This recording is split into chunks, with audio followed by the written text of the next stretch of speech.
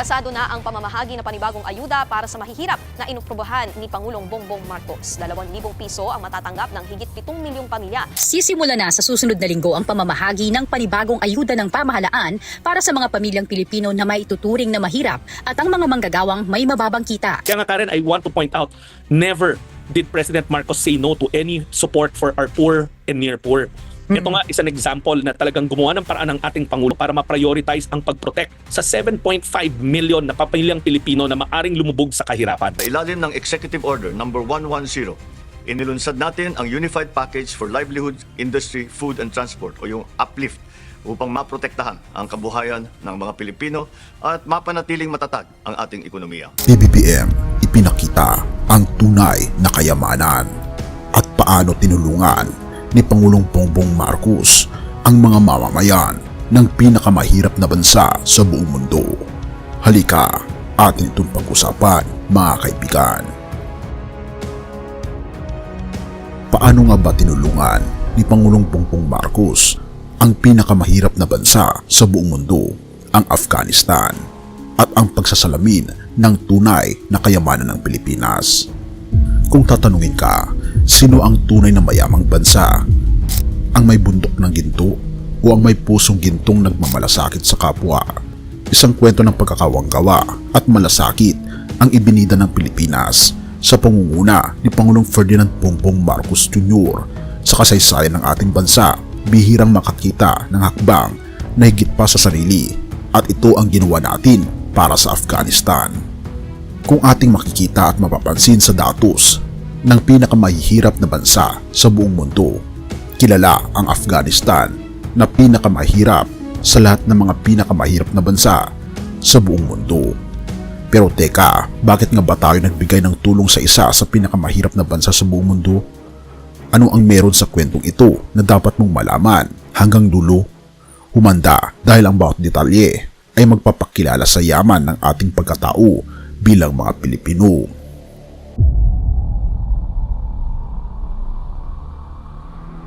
Mula nang muling masakop ng Taliban ang Afghanistan noong 2021, higit sa 200 na extrajudicial killings at 400 arbitrary arrests ang naiulat ng United Nations. Ang dating mga tagapaglingkod ng gobyerno ng Afghanistan at mga kasamahan ng puwersang Amerikano ay iniwang nangangapa sa dilim, walang direksyon, walang tahanan. Sa gitna ng kaguluhan, isang sinag ng liwanag ang dumating, ang oportunidad na mailipat sa Amerika gamit ang Special Immigrant Visas o SIV. Ngunit hindi madali ang proseso. Sa halip na mabilis na lumipad patungo sa Amerika, ang mga aplikante ng SIV ay kailangang maghintay. Ngunit saan? Dito pumapasok ang papel ng Pilipinas.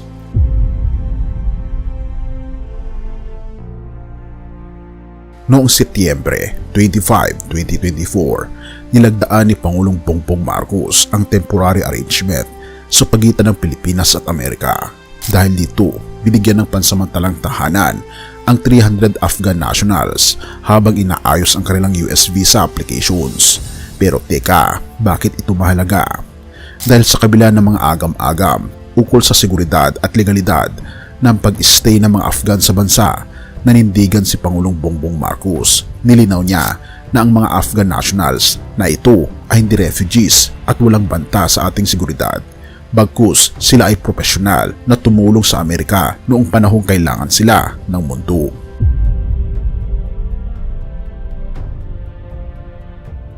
Ngunit bakit sa Pilipinas? Maaring itanong ng ilan. Ang sagot ay simple, ngunit makapangyarihan. Dahil kaya nating tumulong. Sa ilalim ng kasunduan, ang lahat ng gastusin para sa pananatili ng Afghan nationals, mula sa pagkain, tirahan, hanggang sa medikal na pangangailangan, ay sagot ng gobyerno ng Amerika. Hindi rin sila ilalagay sa mga EDCA sites, bagkus ay isa sa pribadong pasilidad na pinangangasiwaan ng kontratadong staff ng United States government at binabantayan ng Philippine National Police. Ang mga Afghan nationals ay sumailalim din sa masusing medical screening bago dumating sa bansa. Sa loob ng 59 na araw, mananatili sila sa Pilipinas upang tapusin ang kanilang visa processing. Ngunit sa kabila ng limitadong panahon, ang kanilang pananatili ay may malalim na simbolismo.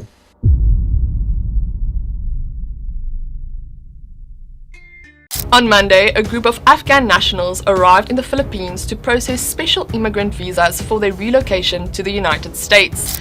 Mainit-init na balita, dumating po sa Pilipinas ang nasa 300 Afghan nationals na tutungo rin kalaunan sa Amerika.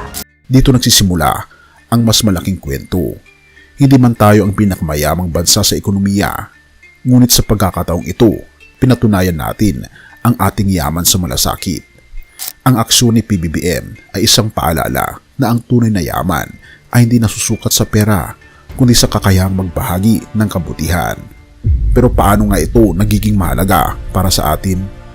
Ang pagtulong sa mga Afghan nationals ay nagpapakita ng ating kakayahang maging kasangga sa pandaigdigang komunidad. Ang mundo'y nakatingin at ang Pilipinas ay naging liwanag sa gitna ng dilim para sa mga nawalan ng pag-asa. Samantalang ang ibang bansa ay nag-aatubili, tayo ay kumikilos. Therefore, ano ang aral? Sa bawat kilos ng kabutihan, ang Pilipinas ay nagiging inspirasyon, isang bansang handang tumulong, hindi dahil may sobra tayo, kundi dahil naiintindihan natin ang halaga ng pagtutulungan. Sa bawat Afghan national na pansamantalang naninirahan sa ating bayan, hindi lang sila ang natulungan. Naging malinaw rin sa mundo na ang tunay na yaman ay nasa puso ng isang bayang may malasakit. Hindi ba't napapaisip ka sa simpleng pagbukas ng ating pintuan na ipakita natin na ang Pilipinas ang tunay na mayamang bansa? At ang tanong, kailan ba mawawala ang yaman na ito kung mananatili tayong bukas palad sa kapwa? Hebreo 13 verse 2. Huwag ninyong kaliligtaang magpakita ng pag-ibig sa mga taga-ibang bayan, sapagkat sa paggawa nito, ang ilan ay nagpatuloy sa mga anghel nang hindi nila nalalaman. Ang pagtulong sa kapwa, lalo na sa mga nangangailangan at dayuhan, ay isang malinaw na nagpapakita ng ating pananampalataya at pag-ibig sa ating Panginoong Diyos. Ang desisyon ng Pilipinas na magbigay ng pansamantalang tahanan sa mga Afghan nationals ay isang makapangyarihang halimbawa ng pagtitiwala sa ating Panginoong Diyos at pagpapakita ng malasakit sa kapwa. Hindi natin laging malalaman ang buong epekto ng ating kabutihan, ngunit tulad ng sinasabi sa Hebreo 13 verse 2, maaari tayong maging kasangkapan ng ating Panginoong Diyos upang ipadama ang kanyang pagmamahal sa mundo. Ang bawat maliit na kabutihang ginagawa natin ay nagiging patotoo ng kanyang kalulatian. Purihin ang ating Panginoong Diyos at tayo manalangin. Ama naming Diyos na makapangyarihan sa lahat, na siyang umiibig sa buong sangkatauhan, nagpapasalamat po kami sa iyong walang hanggang pagmamahal at gabay. Sa liwanag ng iyong mga salita, natutunan namin ang kahalagahan ng pagtulong sa kapwa, lalo na sa mga nangangailangan at walang tahanan. Salamat po sa inspirasyon na makita ang tunay na yaman ng aming bansa sa pamamagitan ng malasakit at pagbabahagi. O aming Panginoon Diyos, idinadalangin namin ang aming mga kapatid na Afghan na pansamantalang naninirahan sa aming bansa. Pagpalain niyo po sila ng pag-asa at kalakasan habang naghihintay sila ng bagong simula sa kanilang buhay. Bigyan niyo po sila ng kaligtasan, kaginhawaan at proteksyon sa kanilang paglalakbay. O aming Panginoong Diyos, pinapanalangin din namin ang lahat ng tagapakinig at nanonood ng mensaheng ito. Hipuin niyo po ang kanilang mga puso, nawa'y makita nila ang kahalagahan ng pagkakaisa, malasakit at pananampalataya sa iyo. Bigyan niyo po kami ng lakas ng loob na patuloy na maging liwanag at biyaya sa iba, anuman ang kanilang pinagmulan o kalagayan sa buhay. At tulungan kami na mas makilala po namin ang aming Panginoong Kristo sa aming buhay.